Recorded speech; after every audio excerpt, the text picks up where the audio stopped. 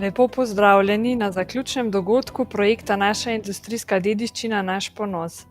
Sem Nina Zupan in prihajam iz BSC-ja, poslovno-podpornega centra Kranj, in smo vodilni partner omenjenega projekta. Projekt je sofinanciran iz Evropskega sklada za regionalni razvoj in v njem sodelujejo kot projektni partnerji tudi občina Bled, Muzej Radovljiške občine, Tržiški muzej in Gornjesavski muzej Jesenice. Celotna vrednost projekta je okoli 155.000 evrov in od tega je 80% sofinanciran. Skozi celoten projekt smo želeli prikazati promocijo industrijske kulture in ohranjanje tradicionalnih znanj z oživitvijo industrijske kulture. V projektu so bili pripravljeni in izvedeni 4 koncepti interpretacije industrijske dediščine: vezenine, kovaštvo, čevljarstvo in graverstvo. Skupaj s projektnimi partnerji smo vam danes pripravili krajšo prezentacijo industrijske dediščine, ki je bila narejena skozi projekt. Sedaj bom pa kar besedo predala Moniki Rogelj iz Gorenjskega muzeja, ki so skupaj z občino Bled ustvarjali na temo vezenin. Lepo pozdravljeni iz Gorenjskega muzeja. Kot rečeno, smo v projektu sodelovali kot neke vrste izvedbeni partner in za sam projekt pripravili razstavo Vezenine Bled, 80 let industrije čipk in vezenin. Namreč, čeprav je Bled v prvi vrsti turistični kraj, pa je velik del njegove lokalne identitete vezan tudi na industrijsko dediščino. Sicer je na Bledu delovala samo ena tovarna, tole Vezenine Bled, ampak je dajala kruh kar številnim prebivalcem Bleda in okoliških krajev. In še danes, ko tovarna že več kot desetletje ne deluje več, je še vedno pomemben del tega kolektivnega spomina krajanov oziroma Blejcev in okolišanov, ki so vsi nekako povezani z tovarno, z izdelki tovarne. Poleg tega so bili pa izdelki Vezenine Bled poznani ne samo med domačini oziroma med domačimi kupci, ampak prodajali so po vsej Evropi, na velike trge vzhodne Evrope, Azije in tako naprej. Tako da so bile vezenine zelo uveljavljena znamka in sinonim za zelo kakovostne izdelke, in še danes je med ljudmi zelo prisoten ta spomin na te izdelke in marsikateri od teh izdelkov se še danes hrani kot neke vrste taka družinska dragocenost ljudi tukaj na Bledu in okolici. Kot sem rekla, smo samo razstavo pripravili nekako na podlagi gradiva, ki ga hranimo pri nas v zbirki v Gorenjskem muzeju. To gradivo je počasi se zbiralo skozi zadnjih 20-30 let. Poleg tega smo pa nekaj gradiva dodali tudi v zadnjem času, prav v procesu nastajanja te razstave. Sama razstava je trenutno na ogled v Krajevnem domu Bohinjska Bela, sicer pa je načrtovana, da bo postavljena v medgeneracijskem centru na Bledu, vendar je sama zgradba še nekako v gradnji, tako da nekako računamo, da bi to nekako bilo sama razstava preseljena v naslednjem letu. Torej bi bili izdelki Vezenin Bled na ogled prav na lokaciji, kjer je nekdaj delovala sama tovarna. Ob sami otvoritvi smo nekako pripravili tudi eno tako manjše srečanje z nekdanjimi zaposlenimi, ki so z velikim veseljem prišli in si tudi ogledali razstavo in z nami delili svoje spomine. Tudi nekdanji direktorji so povedali spomine na to, kako je tovarna delovala. No, sicer stroji, kakršni so nekdaj delovali v Vezeninah, nekako jih ni več moč videti. razen pri nekaterih lokalnih prebivalcih še nekaj strojev za strojno izdelovanje teh trakov čipk. No, smo pa zato pripeljali nekako vseeno z enim takim šivalnim strojem našim obiskovalcem vsaj približno znali prezentirati, kako nastajajo vezeni izdelki. Seveda je pa to še zdaleč od tistega, kar so nekdaj izdelovali v vezeninah. No, sama razstava, kot sem rekla, je nekakšen pregled delovanja tovarne skozi desetletja, skozi 8 desetletij. Ob tem sem se še posebej želela posvetiti življenju oziroma zaposlenim v tovarni in njihovim spominom, in prav iz tega je bilo kar nekaj dodatnega gradiva pridobljenega. No, kot sem rekla, so vezenine že nekako segajo 8 desetletij oziroma še več nazaj. Nekako prve obrtne delavnice na Bledu, kjer so strojno vezli in izdelovali trakove strojnih čipk, so se pojavljale takoj po prvi svetovni vojni. To so bile sicer še obrtne delavnice, ampak leta 1924 je bila pa protokolirana podjetje, tovarna švicarskih vezenin, ki se je nekako začela izdelave teh čipk in vezenin tudi v večjem obsegu, na industrijski način, kot so tedaj rekli. Nekaj fotografij iz tovarne. Veliko so še takrat izdelovali tudi različne prte, predpasnike in tako naprej, vendar so se sčasoma vedno bolj posvečali pa prav izdelavi trakov strojnih čipk. Tudi kasneje, ko se odpre še druga tovarna, Jugo Rumberg, ki se je kasneje preimenovala v Mayer, je predvsem prodajala te čipke trgovcem po vsej tedanji kraljevini Jugoslaviji. To so bile velike količine, tudi naprimer tudi 600-700 tisoč tekočih metrov teh čipk. No, po drugi svetovni vojni je sama tovarna nekako začela na tistih ostankih pred vojno, v 50-ih letih še zelo v majhnem obsegu, in to na lokaciji nekdanje tovarne Mayer v Dobah. In tam se je iz desetletja v desetletje so se vezenine širile, dodajali so nove obrate, predvsem so se pa koncentrirali na modernizacijo in širjenje obrata vezenin, vezenih izdelkov in konfekcije, medtem ko je obrat trakov strojnih čipk deloval v Vintgarju vse do 90-ih let. Naprej. Ja, v 60-ih, konec 60-ih, 70-ih letih so sledile prva večja modernizacija, ko so predvsem nekako kupili več novih strojev za strojno vezenje, ki so omogočali izdelavo vezenin večjih metraž.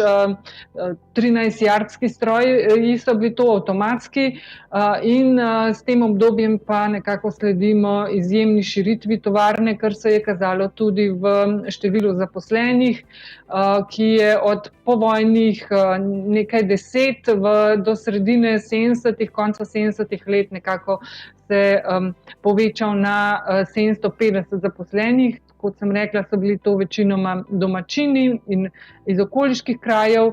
No, k tovarni so pa pripojili tudi nekaj obratov po drugih slovenskih krajih, kjer so predvsem izdelovali po njihovih vzorcih konfekcijo. No, že zelo kmalu so začeli tudi nekako graditi blagovno znamko, in tukaj nekaj izdelkov iz 70-ih let, ko so tudi veliko pozornost posvečali temu, da so sledili trenutnim modnim smernicam, modnim trendom in vsako leto pripravljali letne kolekcije, tako dekorativnega tekstila kot tudi konfekcije, ki je vedno bolj prihajala v ospredje. Vedno več je bilo tudi barvnih vezanin. Kot sem rekla, so s konfekcijo se nekako vedno bolj želeli izpostavljati te letne kolekcije, ki so jih predstavljali tudi na sejmih v Ljubljani in v Beogradu, in za katere so dobili tudi številne nagrade. Danes imamo v muzeju ohranjenih kar nekaj katalogov teh letnih kolekcij, ki so nam danes lahko veliko pomoč tudi pri nekako razbiranju tega, iz katerega obdobja so določeni kosi izdelkov oziroma oblačil, ki jih tukaj še vedno občasno v muzeju lahko dobimo za naše zbirke. Naslednja modernizacija tovarne je sledila pa v 80. letih. Takrat je bila izjemno pomembna prodaja na trge Sovjetske zveze. Veliko uspešno so prodajali tudi po vsej Jugoslaviji, no, in takrat so bili nabavljeni moderni stroji, računalniško vodeni, in tukaj ta preskok v najmodernejšo proizvodnjo, ki so jo nato nekako lahko vse do konca 20. stoletja nekako dopolnjevali. Predvsem so se zaposleni veliko ukvarjali s tem, da so pridobivali nova znanja, tudi s tem, da so sodelovali oziroma se hodili učiti v švicarska podjetja, dobivali od tam različne nove tehnologije in tako naprej. No, tukaj dve fotografiji čisto iz zadnjih let, čisto iz zadnjih dni delovanja tovarne, ki je pač po izgubi velikih trgov v 90. letih, po teh političnih gospodarskih spremembah in kasneje tudi po teh spremembah lastništva počasi začela ugašati. Vedno teže so nekako še izdelali oziroma dobili dovolj poslov, čeprav so še vedno večino izdelkov izvozili na tuje trge in še vedno so bili njihovi vzorci med kupci zelo cenjeni. No, mogoče še nekaj iz katalogov iz čisto zadnjega obdobja, ko so nekako skušali tudi uveljavljati novo blagovno znamko oblačil višjih cenovnih razredov. Vsekakor so bile pa vezenine vedno znane po bluzah, spalnem programu in oblačilih za posebne oziroma slovesne priložnosti, seveda pri katerih so bile pa vedno tisti vezeni oziroma detajli čipke v ospredju, kot bomo videli še kasneje. No, tole je še en utrinek iz razstave oziroma prezentacije teh predmetov, ki smo jih iz zbirk Gorenjskega muzeja pripravili za razstavo v okviru projekta.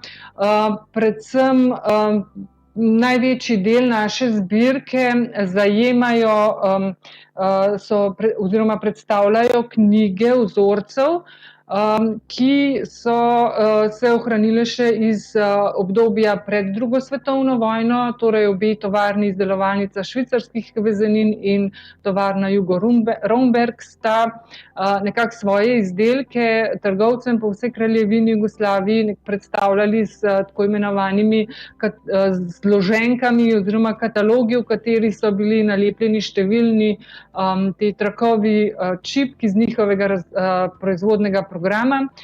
Izdelovalnica švicarskih vezenin je bila tudi veliko bolj usmerjena tudi v vezenine, svilene vezenine, vezenine na bombažno blago, medtem ko je Jugo Romberg večinoma izdeloval te bombažne čipke.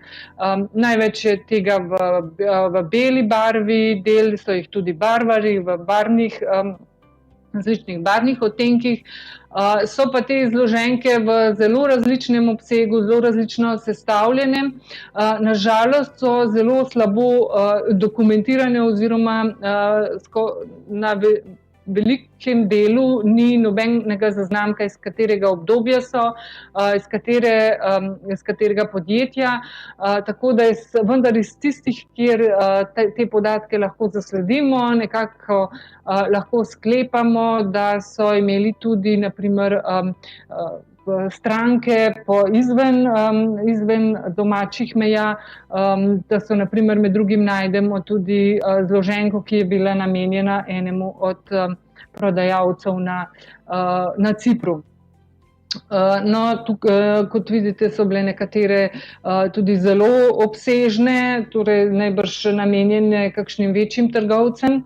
No, in na nekaterih pa lahko zasledimo tudi znak podjetja in seveda, kar nam je še posebej dragoceno, da nekako lahko to natančneje dokumentiramo. No, to predvojno tradicijo izdelovanja strojnih teh trakov, čipk so nadaljevali tudi v 50. letih, 60. letih, veliko so še črpali iz teh predvojnih vzorcev, vendar pa so iz tega obdobja zelo pomembni ta del zloženk, ki nam prikazuje razvoj te blagovne znamke oziroma samega imena podjetja. Tole naprimer še iz 50. let, v 60. letih, ko je bil čas vedno bolj razmaha potrošništva, vedno večjega povpraševanja po izdelkih, pa so že tudi temu oblikovanju teh katalogov dajali vedno večji pomen. V 70. letih pa so tudi nekako že začeli s temi letnimi kolekcijami tudi za izdelke dekorativnega tekstila, ne samo pri konfekciji. No, sinonim za izdelke vezanin so vsekakor dekorativni tekstili, torej različni prti, prtički, tudi robci so bili pomemben del izdelkov, seveda zavese. No, pri tem so zelo sledili povpraševanju trga in seveda modnim smernicam. Naprimer, tukaj nekaj zelo pisanih vezenih prtov iz 70. let, medtem ko so naprimer ko so nabavili nove stroje, ko je bilo možno že izdelovati, oziroma ko so začeli večinoma izdelovati tudi metražno blago zračne čipke, so pa vedno več poleg teh trakov vezenin tudi sami prtički bili izdelani iz tovrstnega blaga. Kot vidite, tukaj so 70. let. No, iz zadnjega obdobja so bili pa izdelki vezenin tudi kar tak priljubljen turistični izdelek, kot vidite tukaj prtičke z motivom Bleda, z motivom iz Gorenjske in tako naprej. In tudi na ta način so kakovost svojih izdelkov prezentirali tudi s to znamko Slovenian Quality, ki je bila v 90. letih se je začela vedno bolj uveljavljati. No, pri konfekciji, ki sem jo že večkrat omenila, ki je od 60. let vedno bolj postajala popularna oziroma vedno večji del proizvodnega programa in vedno več so se posvečali tem izdelkom, je bil en del, ki je bil tudi zelo zanimiv, torej oblačila za dojenčke oziroma za majhne otroke. Potem so pa seveda različna posteljnina, različni ovratniki. Od 60. let naprej so od nekdanjega Kranjskega Špika prevzeli tudi izdelavo rokavic in seveda so rokavicam takoj dali svoj lasten pečat z različnimi temi izseki vezenine in tako naprej. No, marsikateri od teh izdelkov ima še originalno embalažo, etiketo in to je še prav posebej dragoceno, tako da jih znamo nekako umestiti v čas, kdaj so bili izdelani. No, na žalost med našimi izdelki ni veliko kosov oblačil, vendar pa so ti zelo kar nekaj izjemnega. Med drugim tudi na razstavi izpostavljen ta komplet bluze in hlač, ki sta ki je v celoti izdelan iz blaga zračne čipke in je bil kot nekak modelni kos kolekcije leta 90 predstavljen na različnih promocijskih plakatih in tudi na sejmih, takrat, na katerih so vezenine nastopale. Tako da so v tem času veliko pozornosti posvečali promociji, predstavitvi svoje blagovne znamke. Predvsem pa mogoče tukaj še poudarimo, da je zelo pomembno bilo ohranjanje oziroma dopolnjevanje znanja, ki so ga vsi zaposleni imeli na tem prav posebnem področju tekstilne stroke, kjer ni bilo kakšnega formalnega izobraževanja, zato so vsi, ki so delali v vezeninah, nekako to skozi delovni proces si pridobili ta znanja, ki so jih potrebovali, tako oblikovalci, ki so morali poznati tudi vso tehnologijo izdelave čipke, do tehnologov, ki so nekako oblikovalske zamisli morali prevesti v pač končni izdelek. Tudi, naprimer, ta izdelek, ki ga tukaj gledamo, je v celoti bil nekak produkt vezenin, od vzorca za blago do metraže blaga zračne čipke pa do samega kroja in seveda končnega izdelka samega oblačila. V okviru tega projekta, ki je bilo omenjeno na začetku naša industrijska dediščina in oziroma v okviru tega dela predstavitve vezenin, je bila konec avgusta tudi nekako z namenom zbrati čim več teh oblačil, ki jih še ljudje hranijo, pripravljena tudi modna revija, ki jo je organiziral Turizem Bled na Bledu in je naletela zelo na velik odziv, tako med tistimi, ki so nekako ta oblačila dali na razpolago za modno revijo, kot seveda tudi med obiskovalci. Naj za konec, mogoče tako kot se pri različnih predstavitvah oblačil oziroma modnih revijah spodobi, tudi mi zaključimo s poročno obleko, to je tudi en kos iz naše zbirke, prav tako kot prejšnji kos, v celoti izdelan iz blaga zračne čipke in so ga skreirale oblikovalke v vezeninah v 90-ih letih in je tudi ga najdemo v naši zbirki in tudi na razstavi na ogled. Hvala lepa, zdaj upam, da vam je bilo ta predstavitev nekako zanimiva in ko bodo spet možnosti, da si ogledate razstave v živo, seveda vas vabim najprej na Bohinjsko Belo in nato na Bled. Hvala. Najlepša hvala, Monika, ker si nas popeljala v čudoviti svet čipk in vezenin. Sedaj pa besedo predajam Saši Florjančič iz Muzeja radovljiških občin, ki nam bo predstavila zgodbo umetnega kovaštva v Kropi. Ja, lepo pozdravljeni. Čestitam kolegici za še eno prepoznavno gorenjsko zgodbo. Prav tako pa se tudi v Kovaškem muzeju v Kropi, ki deluje v okviru Muzeja radovljiške občine, trudimo ponovno vzpostaviti prepoznavnost kroprskega umetnega kovaštva, ki je pri slovenskih kupcih postalo zelo prepoznavno prav v 50-ih letih. S to zgodbo pa je tesno povezana življenjska pot najbolj znanega slovenskega umetniškega kovača, mojstra Joža Bertonclja, ki smo mu v okviru projekta LAS namenili posebno razstavo, ki je zdajle na ogled kot del stalne razstavne postavitve v Kovaškem muzeju. Kovaški muzej v Kropi pravzaprav predstavlja v prvi vrsti dediščino fužinskega žeplarstva. Ena večjih odlik oziroma kvalitet je prav zagotovo zbirka kroprskih žebljev. Druga zgodba, ki pa se ji posvečamo predvsem v zadnjih letih, je pa zgodba umetniškega kovaštva oziroma umetnega kovaštva in tudi stavba Kovaškega muzeja, tako imenovana Klinarjeva hiša, je tesno povezana z zgodbo oziroma razvojem umetnega kovaštva, kajti v 50-ih letih je v njej delovala šola za umetno kovinarstvo, ki je bila edina te vrste pri nas in je bila tudi do sredine 50 let je pač izobrazila paleto umetnih kovačev, graverjev in cizelerjev, ki so potem v naslednjih desetletjih, tja do 90 let, predstavljali kadrovsko osnovo podjetja UKO Kropa.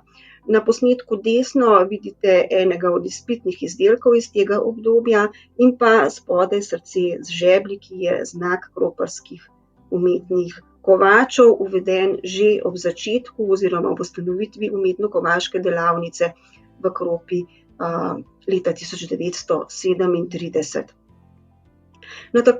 V Kovaškem muzeju smo v okviru tega projekta se namenili prenoviti stalno razstavo umetniško kovanih del mojstra Joža Bertonclja.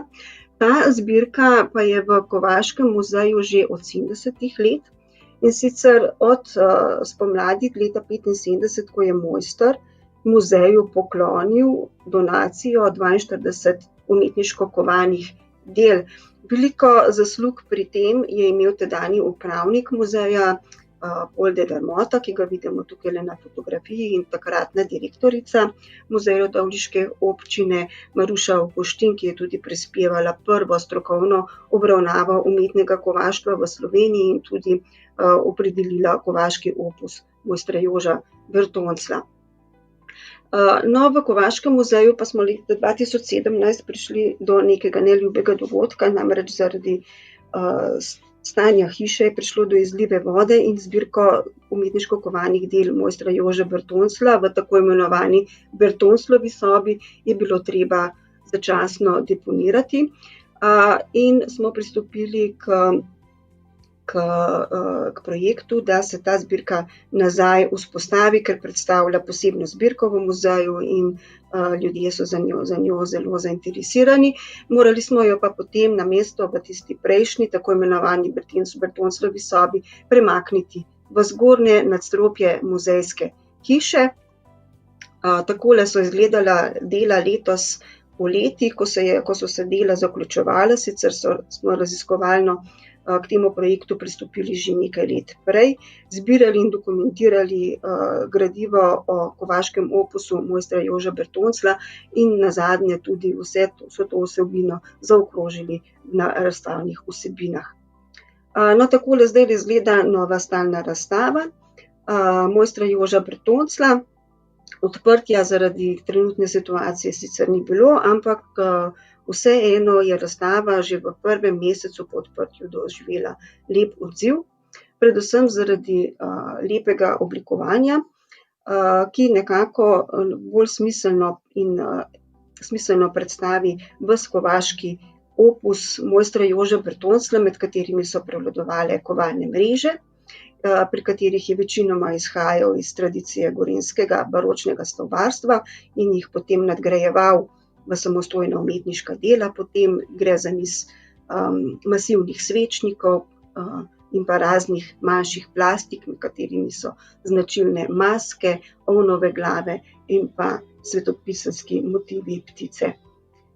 Takole izgleda tudi ta muzej, tale razstava. Še z druge strani, tukaj v osrednjem delu je izpostavljena fotografija najbolj znanega njegovega dela, in sicer skulpture Okostnjaka, ki je še vedno osrednji del spominske arene nekdanjega nemškega koncentracijskega taborišča na Ljubelju pri Tržiču, in je Bertoncljovo delo iz 50 let, ko je deloval na Metalurškem inštitutu. No, tukaj na zadnji strani, tukaj tale prikaz kaže njegove težnje k kiparskemu ustvarjanju, in sicer za zelo zahtevna kovaška dela. Kovanje v tehniki izbočenja oziroma kovanje v negativu, pri katerih so izpostavljene razne ovnove glave in pa maske s pestro paleto človeških značajev, ki se jim je Bertonclj posvečal v zadnjih letih. No, kaj pa zdaj to?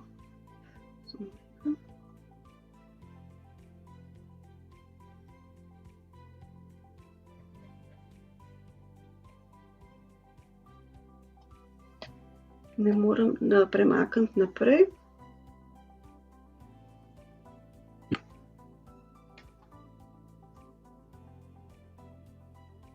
Ja, če mi kar, lahko, ja. Zakaj gre pri zgodbi kovača mojstra Joža Bertonclja? Gre za to zgodbo, da je pač značilen kropar, za svojo značilno naturo se ga spominjajo mnogi njegovi sodobniki, še zdaj živeči v Kropi in sicer močno prisoten tudi v intelektualnem svetu. V 60. in 70. letih. Mojster je začel z umetnim kovaštvom pravzaprav kot samouk v novoustanovljeni kovačnici za umetno kovaštvo v okviru takratne industrijske zadruge v Kropi.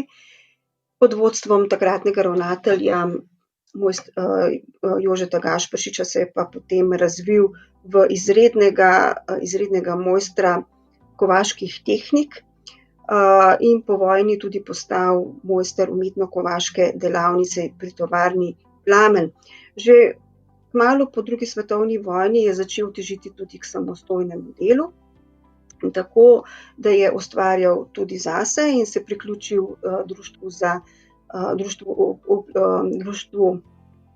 današnjemu društvu oblikovalcev Slovenije, ki se je nekdaj imenovalo Društvo za dekorativno umetnost, in razstavljal na razstavah v Ljubljani, predvsem v okviru umetniške zadruge in pa kot član društva tudi v Moderni galeriji in nenazadnje iz tega obdobja po 50 let so tudi najbolj znana njegova dela, ki jih je ustvaril na Metalurškem inštitutu v Ljubljani. No, Kovaški muzej v Kropi pa hrani, kot smo že povedali, zbirko 42 del, ki jih je mojster poklonil v muzeju. Gre pa za to, da je v zadnjih letih mojster Bertoncelj želel ustvariti svojo lastno galerijo v hiši, ki jo je kupil prav za te namene. Nenazadnje pa se je razpletlo tako, da je potem te umetnine poklonil muzeju in tako Kropi in Sloveniji skozi ta svoja umetniška dela postavil trajen spomenik.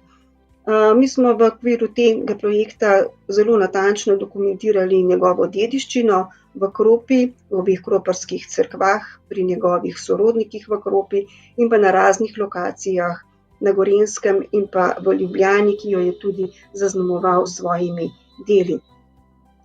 Kar prosim, če naprej.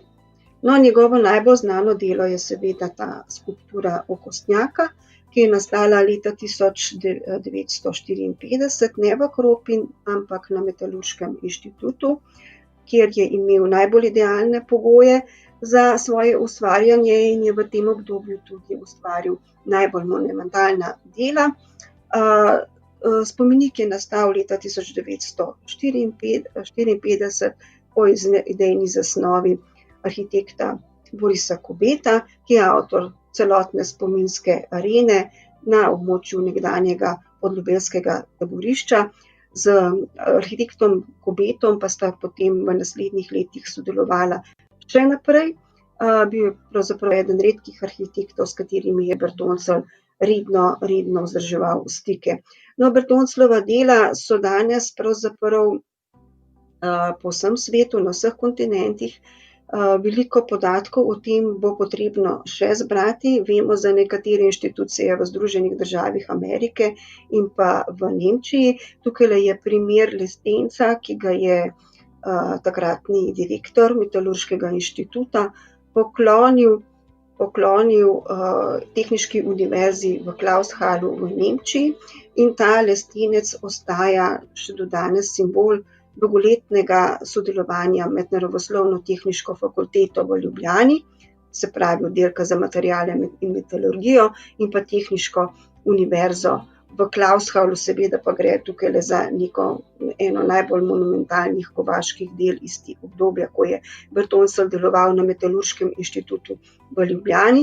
Danes je v isti ustanovi delujeta dve ustanovi, in sicer Inštitut za materiale in tehnologijo in pa del naravoslovno-tehniške fakultete in v tej sami stavbi je še ohranjenih veliko Bertoncljevih kovanih umetnin iz 50 let.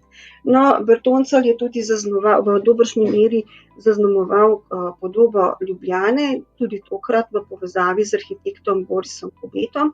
Namreč leta 1960 je po njegovih načrtih izdelal 14 kovanih zmajev, ki so v parih krasili svetilke na nabrežju Ljubljanice. Po letu 2000 so bili ti zmaji začasno umaknjeni in pač vzpostavljeni na novo v neki novi kompoziciji. Tukaj na teh posnetkih pa vidimo stanje pred letom 2000, ko so bili še dejansko del javne razsvetljave. Nastali so pa zaradi tega, ker je takrat Boris Kube bil sodelavec Zavoda za ureditev Stare Ljubljane in sam on je v podobo Ljubljane vključeval različice zmajev in enega od teh Bertoncljevih kovanih zmajev najdemo tudi na Ljubljanskem gradu. Tam je že od začetka 50 let, ko je bila arhitektu Borisu Kubetu zaupana prenova Ljubljanskega gradu in pa grajske restavracije. Kar prosim naprej. No, tukaj gre pa za eno od večjih kovaških del, ki so nastala po naročilu v Kropi, v takratni delavnici za umetno kovaštvo, ki je v 50 letih delovala še v okviru tovarne Plamen, leta 1956 pa se je osamosvojila v samostojno podjetje UKO Kropa. Tukaj gre za lestenec iz brunarice protokolarnega središča Brdo pri Kranju.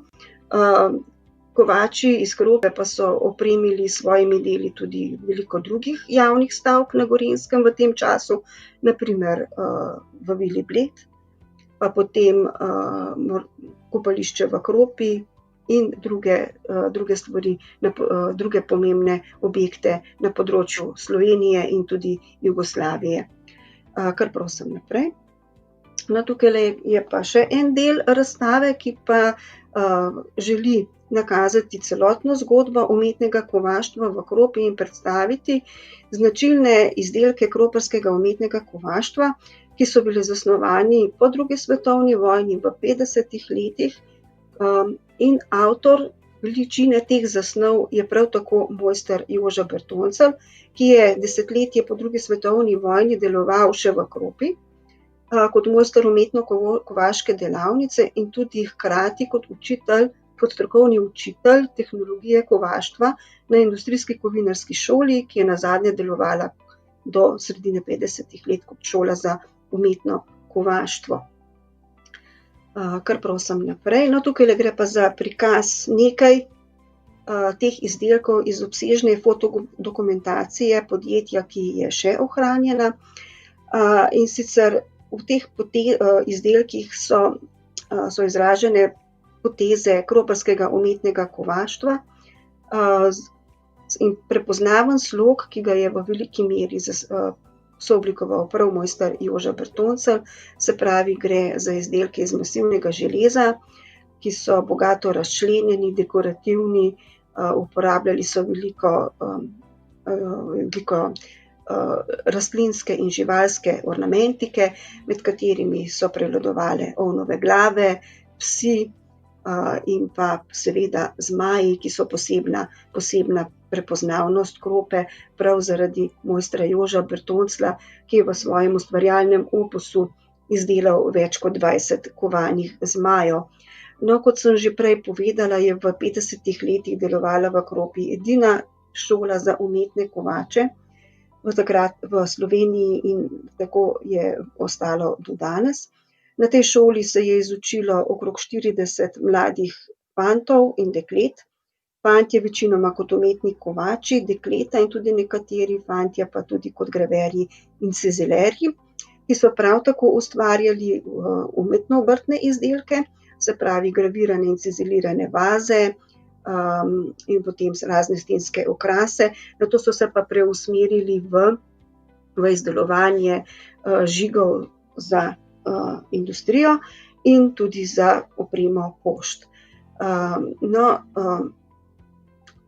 Kroparsko umetno kovaštvo je pravzaprav ena zelo pomembna zgodba za današnjo prepoznavnost Krope kot kovaškega kraja, tako da vse te izdelke, ki so nastajali v preteklih desetletjih v podjetju Uko in še prej, že pred vojno in potem v prvem desetletju v okviru tovarne Plamen, zbiramo v skladu z zbiralno politiko Muzeja Radovljiške občine in načrtujemo stalno razstavo prav usmerjeno na značilne izdelke kroparskega umetnega kovaštva, graverstva in cizelarstva. Smo pa v preteklih letih pristopili tudi k obujanju starih znanj v Kropi, in sicer najprej na temo graverstva in cizelarstva. Že v preteklih letih smo v sodelovanju z graverko in cizelarko Ajo Bohinc, ki se je izučila v Kropi, pri kroparskih kovaških mojstrih, največ pri Janezu Gašperšiču, znanemu graverju, ki se je izučil v Ljubljani na umetno-obrtni šoli, in v sodelovanju z njo izvedli že več delavnic.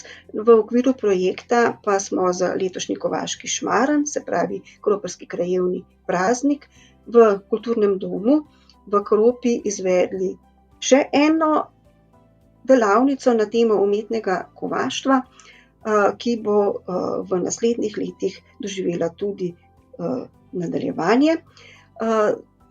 Zdaj bomo zaključili s to PowerPoint projekcijo in vam bi rada predstavila samo še vsebino kratkega dokumentarca, ki smo ga posneli v sodelovanju z produkcijo Video Oskar iz Kranja in je tudi del razstave. Predstavlja predvsem kovaški opus mojstra Joža Bertonclja in pa vzporedno celotno zgodbo kroparskega umetnega kovaštva. Snemali smo na več lokacijah v Kropi, na Gorenjskem in pa v Ljubljani z mnogimi sodelavci in vam vabim, da si pridete v Kropo pogledati na razstavo celoten film in seveda razstavo, ki pravzaprav lahko navduši vsakega obiskovalca. Kajti Jože Bertoncelj je s svojimi deli želel ustvariti neko galerijo kovaških del, ki bi služila tudi izobraževanju. In mislim, da smo s to razstavo to tudi lahko dosegli.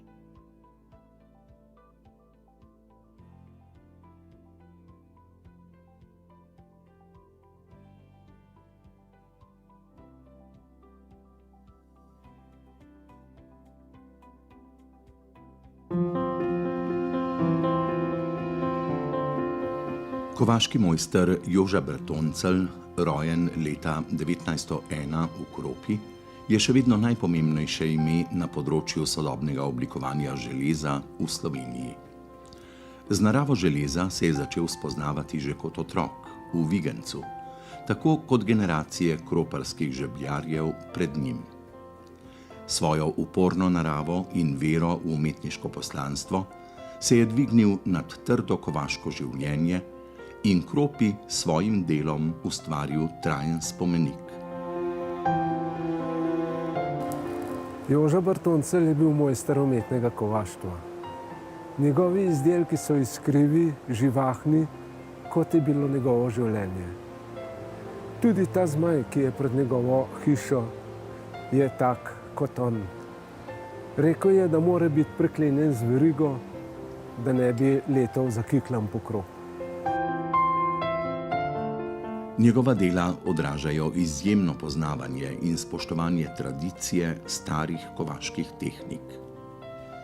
Iz grobo obdelanih kosov železa je največkrat brez poprejšnjih skic snoval in koval najrazličnejše porabne in okrasne predmete, v katerih je že od začetka skušal uveljaviti tudi svoje kiparske težnje. Vrhunec Bertoncljevega plastičnega ustvarjanja v tem obdobju predstavlja kovana mojstrovina, spomenik Obtožujem, posvečen žrtvam delovnega taborišča Ljubelj Jug iz časa II. Svetovne vojne.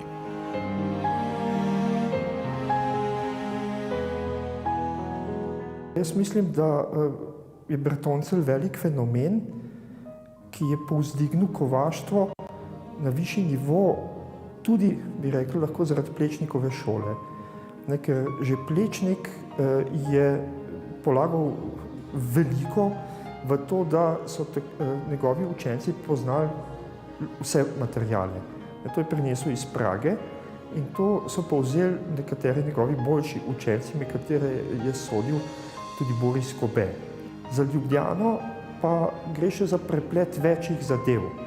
Gre tudi za dediščino, ki se je rojevala pa razcvetela v Kropi in na vse tisto, kar je vplivalo na to, da se je Bertoncelj razvil že iz predvojnega odličnega kovača v človeka, ki je simbolno upodobil ne samo ljubljanske zmaje, ampak zmaje na prav določeni lokaciji in večina se jih je ohranila, nekaj seveda jih je v toku zgodovine ali pa zaradi arije izgubljeno, ampak tukaj ne gre zgolj za neko dekoracijo, ampak gre dejansko za izjemen likovni poudarek nekih vogalov v Ljubljani, ki praktično plemenitijo to Ljubljano enako kot vodnjak, ki ga je tudi Boris Kobe dal prestaviti na to lokacijo.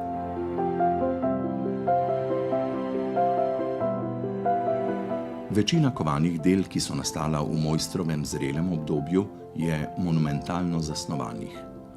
Zlasti to velja za masivne svečnike in kovane okenske mreže. Slednje z raznolikostjo ornamenta, uglašenim z naravo železa, predstavljajo enega od vrhuncev njegovega kovaškega opusa. Enako velja za kovane plastike, zlasti za rustikalno oblikovane kovane zmaje ter ovnove glave in maske, pri katerih je uporabljal zahtevno tehniko kovanja v negativu.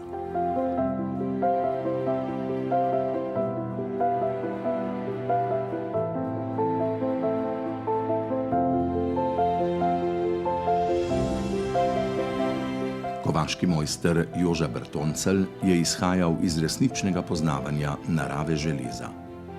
Njegova dela poskušajo biti knjiga kovaške umetnosti, ki je ostala mojstrova velika, a neizpolnjena želja. V Bertoncljevih kovanih umetninah se tradicionalno umetno kovaštvo prepleta s sodobnim oblikovanjem in osebnim pristopom. Kovaški opus mojstra Joža Bertonclja predstavlja izjemno zapuščino umetniškega oblikovanja železa v Kropi v preteklem stoletju in je pomemben del slovenske kulturne dediščine.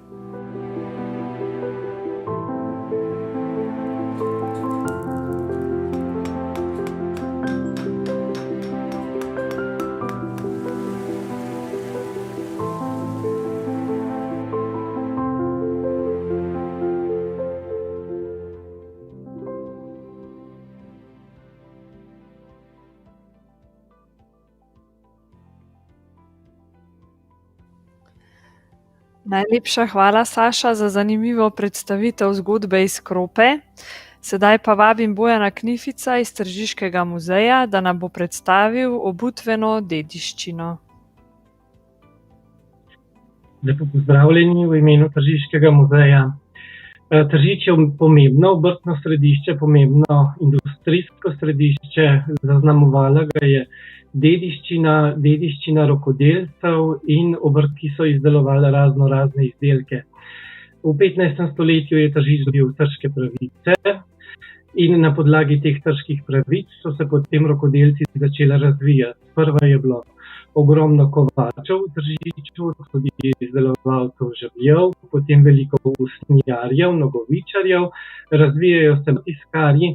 Tržič pa najbolj po čevljarski dediščini, deloma zaradi peka in njegove proizvodne, seveda zaradi njegovih izdelkov, pa deloma tudi že zaradi starejše tradicije. In zato smo se v Tržiškem muzeju odločili, da v okviru projekta predstavimo to čevljarsko zgodovino, čevljarsko preteklost, predvsem obutveno dediščino, torej ne kako so izdelovali obutev, ampak predvsem kaj so izdelovali, kako so se stvari v svetu razvijale, kako so se razvijale na Slovenskem, kako so se Slovenci obuvali, in v okviru tega projekta smo povezali na nek način to dediščino s sodobnostjo, namreč v Tržiču še danes deluje kar precej čevljarjev.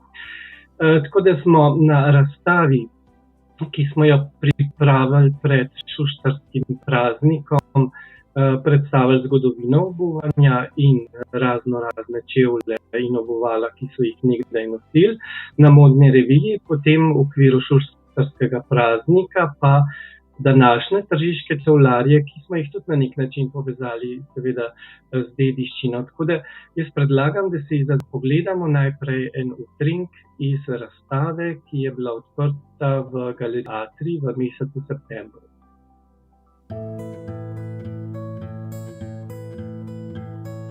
Zgodovina obuvanja je pestra, zanimiva. Na razstavi jo predstavljamo prek zgodbe Bosonogice in Obujčka. To sta dva lika, ki prek ilustracij govorita o tem, kakšna obuvala so nekdaj nosili, kako so se ljudje sploh začeli obuvati in kakšne so bile tiste posebnosti.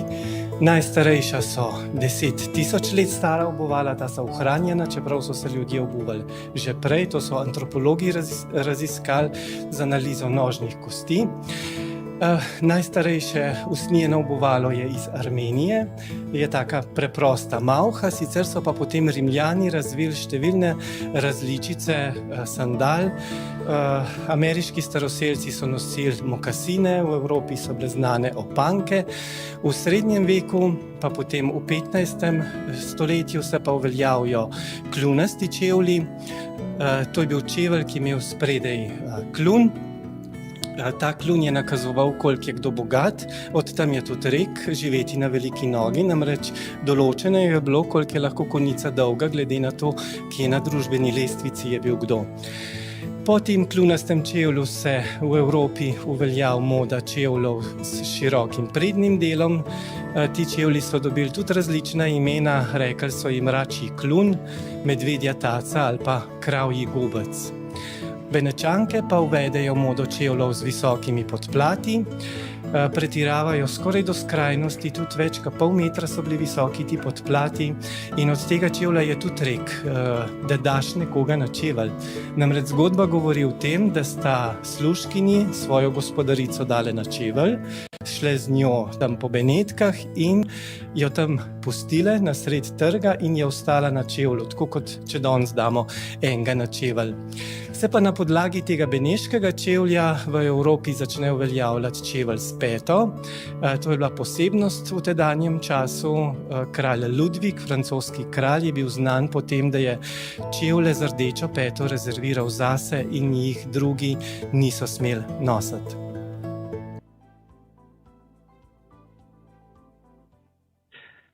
Ja, to je bil en utrink razstav, v drugem delu predstavljali zgodovino na Slovenskem, različna obuvala, ki so jih Slovenci nosili, od cokelj, nizkih čevljev, visokih čevljev, posebnih škornjev in drugih obuval.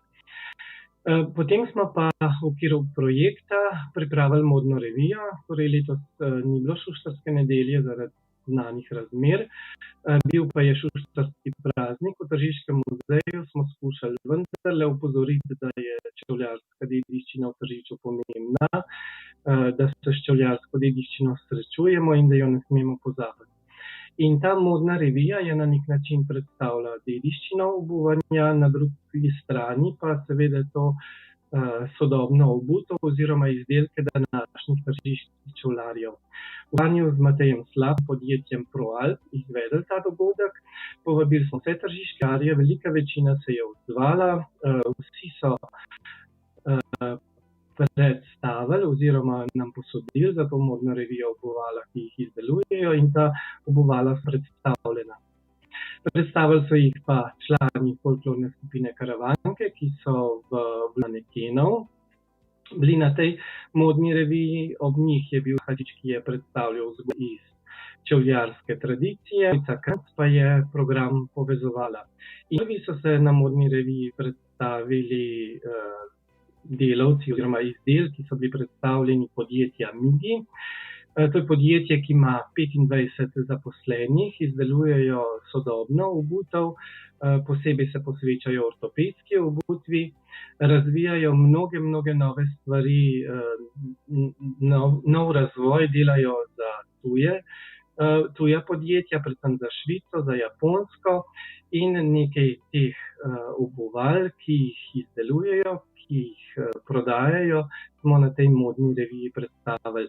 Miha Gros je povedal nekaj besed o podjetju, to je sin Joža Grosa, znanega tržiškega čevljarja, bil je vodja v Peku in to podjetje je eno večjih in pomembnejših, ki se v Tržiču ukvarja s to čevljarsko, z izdelavo različne obutve. Poglejmo si posnetek z modne revije. Okrog 70 parov obutve pa dnevno izdela v redni proizvodnji za podjetja Schneider, Perpedes in Migi. Ob tem pa do 10 parov vzorcev obutve dnevno za torej poprej omenjenih več evropskih proizvajalcev.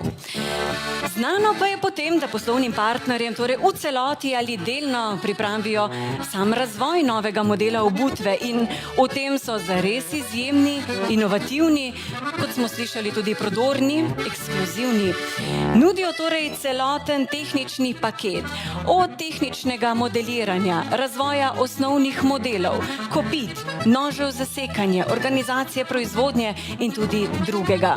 Še vedno so torej znani po ortopedski obutvi, tudi posebnih vložkih Migi, individualno izdelanih ortopedskih obuvalih in vložkih, izdelujejo pa tudi obutev za naročilnico Zavoda za zdravstveno zavarovanje Slovenije. Omenil sem že, da je bil nosilec projekta Matej Slapar in njegovo podjetje ProAlp. Oni izdelujejo pohodno obutev, bosonogo obutev, zelo zanimivo, barvno pestro obutev. Predstavili so se seveda tudi na tej modni reviji s čevljarji, ki so sodelovali, pa smo pripravili tudi kratke pogovore. Tako da v tem naslednjem insertu boste videli, kako smo se pogovarjali z Matejem Slaparjem in pa obutev njegova, ki je bila na reviji predstavljena. Kot sem omenil, tudi vi ste svojo pot čevljarsko začeli v Peku, potem ste odprli svoje podjetje in zdaj vodite proizvodnjo prav v stavbi nekdanjega Peka. Kakšni so spomini, ko se zdaj vračate v to starodavno zgradbo? Ja, moje spomini na Peka so samo lepi na Peko. Včasih smo imeli v Peku in lep razvojen, inovativen oddelek, ker sem delal tudi sam. In naše podjetje je potem v prihodnosti rabilo večje prostore in smo se zato preselili v te prostore Peka in še zmeraj z veseljem delamo v teh prostorih, ki mislim, da imajo dušo, ki so bili zgrajeni tudi za ta namen in še danes v njih delamo in smo ponosni na to tradicijo čevljarsko, katera se je skozi čas odvijala v teh prostorih. In tako, tale program, ki boste videli pohodne obutve, zajema nizke čevlje kofce, polvisoke stol in visoke pohodne čevlje tkanin. Nizki čevlji kofce so bili zasnovani pred desetletjem in so tudi med ProAlpovimi kupci eden najbolj priljubljenih modelov. Obujejo jih tudi za vsakodneven aktiven življenjski slog, pohodništvo, v veliki meri pa tudi kot terensko delovno obutev. Le polvisoki stol ter visoki tkanin pa sta narejena tako, da varujeta gležnje in omogočata varen korak, kar je še zlasti pomembno pri daljših turah, ko imamo že zelo utrujene noge. Tkanin je tako močnejši in ima vodoodporno membrano, da je primeren tudi za ekstremno mokre razmere. No, model stol pa je lahek in univerzalni pohodniški čevelj. Čevljarji, ki so delali v Tržiču, so se mnogokrat specializirali, tako kot danes, že v preteklosti, za posamezno vrsto obutve. Tako so bili znani v Tržiču izdelovalci otroških čevljev, rekli so jim bebice, znani so bili izdelovalci copat, copatarji, kar nekaj podjetij, manjših oziroma obrtnikov, posameznikov se je s tem ukvarjal. V zadnjih letih pa po copatih slovi predvsem družinsko podjetje Brodar, ki jih izdeluje. Nekaj jih bomo videli zdaj v nadaljevanju. In zdaj si bomo pogledali pobliže vso obutev oziroma v tem primeru copate, ki jih izdelujejo v družini Brodar, kajti ljubezen do izdelave čevljev copat gre iz generacije v generacijo. Stari starši so leta 1930 pričeli z obrtno dejavnostjo, po vojni pa so Brodarjevi začeli z izdelavo copat, ki so jih tudi izvažali v Avstrijo. Zaposlenih je bilo že takrat več kot 10 delavcev, vztrajala pa sta starša vse do leta 1968. Starša Marka Brodarja sta bila kot večina Tržičanov čevljarske stroke zaposlena v Peku. Leta 1984 sta se odločila, da družinsko obrt zopet postavita na noge in doma torej začela z izdelavo šolskih copat, klasičnih natikačev in lahke obutve. No, Marko Brodar pa je leta 1994 sledil družinski tradiciji. V podjetju so začeli izdelovati unikatne usnjene izdelke, tudi izdelke malih serij in ustvarjanje v barvah. Modni dodatki, posluh za mlade in tudi mlade po srcu se je izkazalo kot recept za uspeh.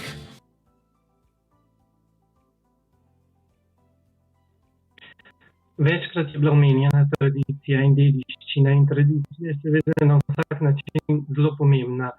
Ne samo zaradi tega, ker poznavamo na ta način pretekli način življenja, ampak zato, ker na tej tradiciji lahko sloni sodobno. Mnogi tržiški čevljarji pravzaprav danes izhajajo iz te tradicije. Tudi Zoran Georgijev, ženo, ki ustvarja izvode nove izdelke, plesne čevlje, copate, izhaja iz čevljarske tradicije, iz čevljarstva, ki je bil nekdaj izjemno. Mesto povedal tudi, da čevljarji med seboj v Tržiču danes zelo dobro sodelujejo. Namreč gre za razvoj proizvodnje, gre za menjavo izkušenj.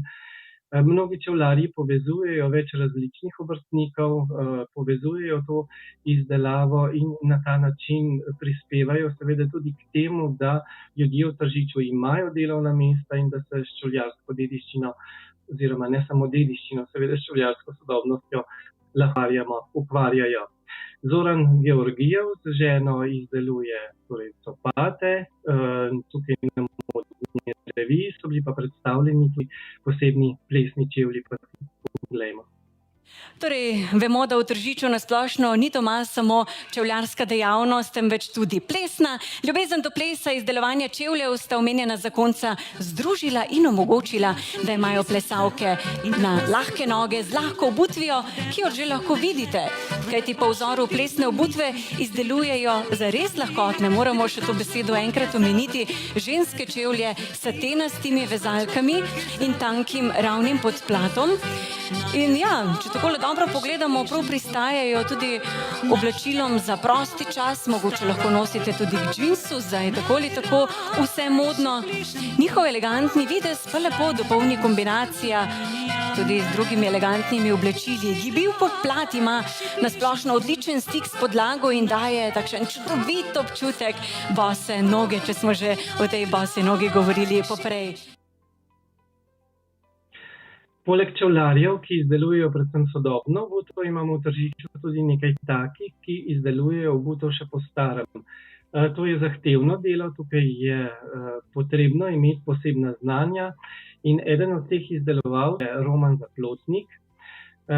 Njegov oče je bil čevljar, tudi predniki so bili čevljarji in to znanje je prehajalo iz Roman Zaplotnik zato lahko izdela tudi historične čevlje, torej obuvala, ki se zgledujejo po preteklosti in v nadaljevanju kratek pogovor z njim, potem pa nekaj obuva izpod njegovih rok. No, ko ste omenili kupce iz tujine, prihajajo k vam iz Avstrije, Švice, od drugod, ali še vedno prepoznavajo Tržič kot pomembno čevljarsko središče? Ja, pa nas doma imamo tudi tako, da imamo te, ki je že moj pradeda delal za njih, nismo vedeli, da so sploh prišli, ampak pa so pa prišli do nas iz Dunaja, so pa rekli, a veste, da so že tukaj delali čevlje za nas, že za naše stare očete pa to, ne. Tako se pa nas gre v bistvu bolj iz ust do ust, no. Pa nas ni, mi serijsko kar naredimo, tako kot sem vam povedal že, naprimer za pilote, za vojsko ali pa naprimer še tiste zašijemo vse na roko, ne. A pa za folklore, ne, se sem tudi povedal, naprimer jaz sem ponosen na škornje, so stare že 15 let, ki jih nosijo mažoretke v Laškem, ne. Oni so cel svet prepotovali s tistem škornjem, ne, pa ampak pravim sem rekel, dajmo zdaj že novi narediti, ne, pa pravi, ne, dajmo rediti te stare popraviti, ne, tako je. So že uhojeni. Ja. Dober glas dejansko seže tudi v 9. in še kakšno daljšo. Vas čestitam, želim vse dobro še naprej. Hvala za tale kratek pogovor. Z očetom sta delala v Peku, leta 1996 pa je potem začel samostojno pot. Kot je že sam gospod Roman omenil, izdelujete torej sodobno obutev, kakor tudi obutev za posebne namene, tudi pilotske škornje in to za slovensko in italijansko vojsko. Obula sta tudi slovensko košarkarsko reprezentanco, izdelujete obutev za mažoretne skupine, kot je gospod Roman omenil, pa za folklorne skupine, tudi narodno-zabavne ansamble. Se pa ukvarjata, kot smo slišali, z rekonstrukcijami nekdanjega ubovala, no niste pa omenili, in na to ste lahko zelo ponosni, da ste naredili obovalo za igralce škofjeloškega pasiona. To pa je bilo veliko dela, ker je bilo toliko igralcev. Današnji tržiški čevljarji se ukvarjajo tudi z izdelavo ortopedske obutve, predvsem pa poudarjajo pomen dobre obutve za zdrave noge in za dobro življenje. To je ena stvar, ki se jo mogoče premalo zavedamo, kako pomembna je obutev za naše dobro počutje. Eno od teh podjetij, ki se ukvarja posebej z udobno obutvijo, tudi z obutvijo za službene namene, ortopedsko obutvijo, pa drugimi stvarmi je Podal. Znani so prednatikači in oni razvijajo blagovno znamko, ki z leti postaja vedno bolj prepoznavna. Še nekaj njihovih obuval si poglejmo. Zdaj pa nadaljujemo s predstavitvijo tudi naslednjega zelo znanega podjetja. To je Dal d.o.o., ki je tudi družinsko podjetje in nadaljuje ter predvsem nadgrajuje tržiško šuštarsko tradicijo z ročnim izdelovanjem ortopedske obutve za delo, dom in prosti čas. V Dalu se namreč dobro zavedajo, da lahko zaradi dolgotrajne hoje v neprimerni obutvi pride do preobremenitve sklepov, tudi hrbtenice. Vemo, da to vodi vse v napačno držo in še kakšne bolečine. Izdelujejo tako japonke, kot tudi natikače s posebej izdelanimi ortopedskimi vložki. Dal natikači pa so v celoti izdelani na sedežu podjetja, uporabljajo pa izključno naravno usnje evropskega porekla.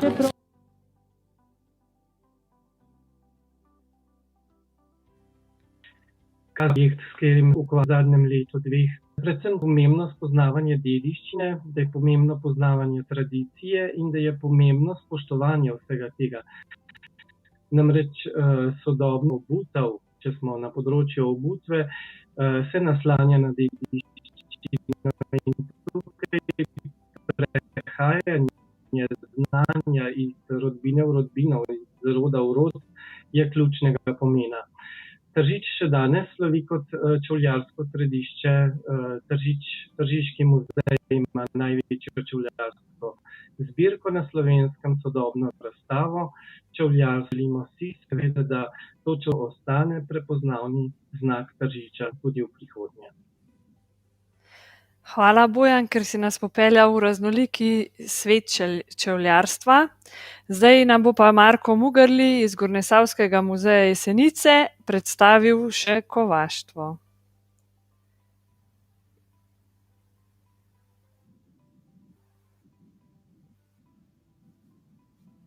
Sava je nekdanje fužinarsko naselje, ki je bilo leta 2019 razglašeno za spomenik državnega pomena, s katerim upravlja Gornjesavski muzej Jesenice. Fužina je osnovno surovino, to je železovo rudo, pridobivala v rudniku v Savskih jamah. In sicer že v 14. stoletju, pa vse do konca 19. stoletja. Rudo so sprva talili v preprostih pečeh, kasneje pa v visokih pečeh plavžih. Tradicijo taljenja železove rude smo letos obudili s postavitvijo vetrne peči, v kateri nam je uspelo iz rude pridobiti železo. To prireditev je obiskalo kar veliko število ljudi in želja je, da bi podobne prireditve bile tudi v prihodnje, kajti v Sloveniji imamo kar nekaj društev, ki se ukvarja z taljenjem železove rude in pa s kovaštvom. Zdaj, kvaliteto železa so včasih in tudi danes izboljšavali s segrevanjem, prepihovanjem na ognjiščnih pečeh ter s kovanjem. Kovači so lani svoje spretnosti pri podkovanju konja in izdelovanju kovanih izdelkov prikazali na prireditvi Srečanje kovačev. To je bilo 4. vseslovensko srečanje kovačev in tudi tukaj je želja, da bi taka srečanja na Stari Savi potekala tudi v prihodnje. Ta prireditev je vzbudila veliko zanimanja, tako da je Stara Sava pravo mesto za takšne prireditve. Vzdušje v nekdanjem fužinarskem naselju popestrijo tudi nastopi zgodovinskih likov. Letos smo v okviru projekta Naša industrijska dediščina, naš ponos opremili 5 zgodovinskih likov in sicer s novimi kostumi, tako da obiskovalci lahko srečajo tako fužinarja iz 18. stoletja Pavla Bučelenija, potem fužinarski par iz 19. stoletja, in sicer Viktorja Ruarda, ženo Ano Ruard, ter plavžarjem Vincencem. No in ob teh likih lahko izve tudi številne zgodbe in tudi v bistvu dogajanje na Stari Savi v 18. in 19. stoletju, pa tudi kakšen zanimiv pripetljaj. No, 5. lik je pa seveda prva diplomirana skrbstvena sestra na Slovenskem, to je Angela Buškin, ki je po prvi svetovni vojni prvo službo dobila prav tukaj na Jesenicah. In Jesenice imajo poleg železarstva tudi bogato zdravstveno tradicijo, ki je praktično izšla iz železarske dejavnosti. No, v okolici Stare Save so v času, ko je na Jesenicah delovala Angela Buškin in tudi kasneje, to se pravi v 20. stoletju, postavili nove industrijske obrate.